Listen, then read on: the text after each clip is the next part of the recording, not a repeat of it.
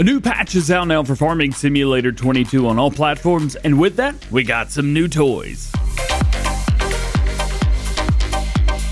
Hey, what's up guys? It's DJ. Welcome back to the channel. Today we're going to take a look at the new equipment and tools that have come with update 1.4. We're also going to go over the patch notes and talk about a few mod conflicts that have popped up with this new version of the game. So let's jump right in. First, we're going to check out the new toys in the shop, and if you guys want to see the patch notes first, just check the timestamps. They'll be listed there. First up, we have the XERION 5000-4500. One of my favorite tractors from Farming Simulator 19 is back. This is going to be found in the large tractor category. It has 480 horsepower to start with, a variable transmission, 930 liters of fuel. You're going to be in the field for a long time, my dudes. You also have a 31 mile per hour max speed, so it is a speedy boy at 16.4 tons. It's also going to be 26 slots if you guys are on console. Wheel brands along with this, we have Trelleborg, we also have Michelin, Continental, Midas, BKT, Vrodstan, CLAAS, and then back into Trelleborg again. In here, you've got twin wheels and you've got single wheels, so no more of those big, narrow ones in Trelleborg. However, in Michelin, we also have, well, standard and duals. Continental, standard and duals, you got it right there. Midas, you probably figured it out by now. And in BKT, of course, similar thing there. And Vrodstan, naturally. Now we do have the CLAAS, the Track TS in here as well. I know a lot of people wanted these, and yes, this is available, and this is what we're going to be going with for this customization build. Designs, we've got EU and US, so if you go in with the US, the tracks may not line up quite with your markers on the side, so you may want to go with duals there, but the EU just kind of removes that. Does add those little warning stripes beside the cabin, though, so keep that in mind. Additional weight, we have standard, we have 200, we've got 600, 1000, 1400, 1800, 22, 26, 3000, 34, and back to standard again. That's going to be the extra weight in the very back, so do keep that in mind. You can also go between some and none, so 200 just adds a little plate there. It's kind of neat. Attacher type, we've got standard. You can add an 1800 kilogram front weight on the front. You also have an 1825, 2200, 26, 3000, 34, and a 3-point if you guys want to add your own weight or implement whatever you want to do.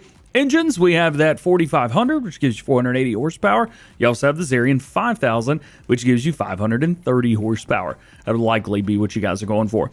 The next one is something that comes with precision farming, which we'll talk about in a separate video. This is the XERIA Pro Compact. You can see that adds a couple of things to the wing mirrors. They say with the XERIA Pro Compact, it detects the real nitrogen demand of your crops while driving with a sensor over your field. You get more precise information with the nitrogen that is required. With this information, the fertilization will be more accurate. Results will in a higher yield. So there you go.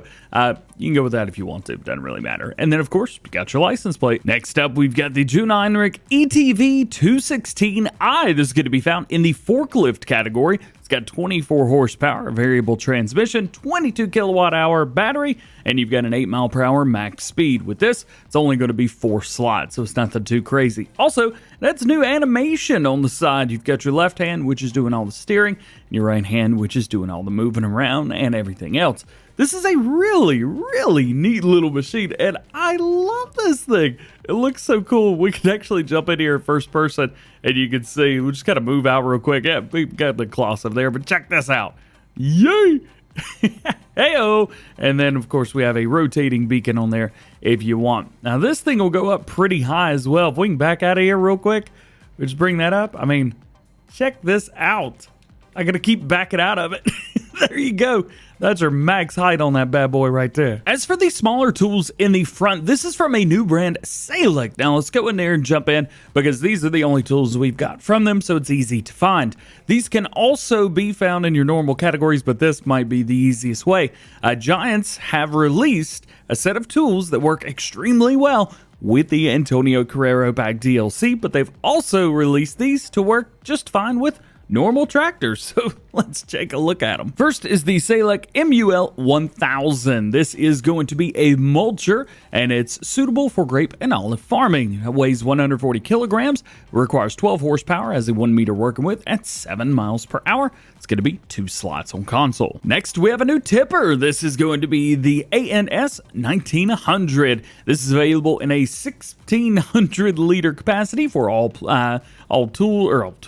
crops. You've also got a bell trailer with some straps on there. This is going to weigh 350 kilograms, so do keep that in mind, and it is going to be a total of 3 slots on consoles. Next is the AKP-122. This is available with an interesting hitch, and we'll talk about it, but starting off, it's just a subsoiler. This is going to weigh 110 kilograms, requires 10 horsepower, 1.2 meter working width at 7 miles per hour. That ain't too bad, especially when you're talking about smaller tractors. That's pretty good. It's going to be 2 slots on consoles, and we have 2 different attachments. We have the big and we've got the small. Now, when would you want to use the small? This will be used for smaller tractors. The big would be used for, I don't want to say normal size tractors, but normal size tractors that you would find in the game. So if you're using the Antonio Carrera stuff, just go with the small. You'll be good to go. We've also got a matching disc harrow for it, the TB-100. It's going to weigh 170 kilograms, 12 horsepower required, 1 meter working width at 11 miles per hour, so it is a little bit quicker. It's also going to be 2 slots on consoles. As far as this, we still have that same attacher. We have the big and the small. Again, if you're using a normal size tractor, go with big. If you're using an Antonio Carrera, yep, go with the small. And your last new piece of equipment that's come with this patch 1.4 is going to be the PN2-300. This is a plow and is, again, meant to be used with smaller equipment. Weighs 172 kilograms, 12 horsepower required, 0.5 meter working width at 7 miles per hour. Again, we have that big and small attachment. Now, we need to talk about the patch notes because this will give you guys an idea of what you can expect to come with this game update once you've updated it. So they have fixed the server browser filter, allow crossplay not being safe, fixed the rare issue in joining password protected servers, fixed the driving direction icons of various vehicles, fixed the combine headers tilting after AI has finished its job, fix the unowned production points not consuming their inputs over time, fix the reusing fertilizer effects with smaller working widths, fix the front hubs on the CLAAS Lexi 8900, fix the slurry effects on the Bommek Multi 4XL, added missing connection hoses on the John Deere 1775 NT, fix the AI starting to work while tool is not fully unfolded on the Trefler TS 1520, improved the working width on the uneven terrain with the Coker Link Vector, improved the axle rim alignment on the Steyr 8150, improved the driving behavior of the Bachmann Big Master and Lizard Pickup 1986 combination when the trailer is fully loaded. This is a good thing because I know a lot of players have had issues with that. They also have improved the lower distance on the ground on levelers to reach the ground in the front with heavy weight attached on the rear hydraulics. And lastly, replace the wheels on the John Deere XUV and Mahindra Retriever with new BKT tires. That being said, we do know that there's some issues that PC players are having with the new update, as it has created some mod conflicts with very popular mods that were working just fine before.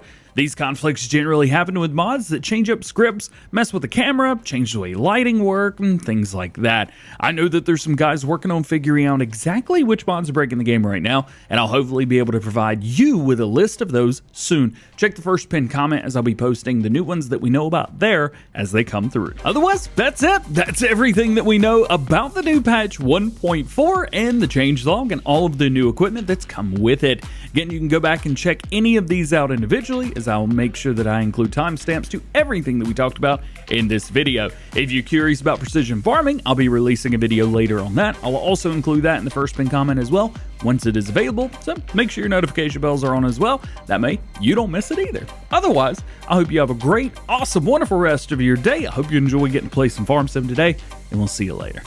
Peace!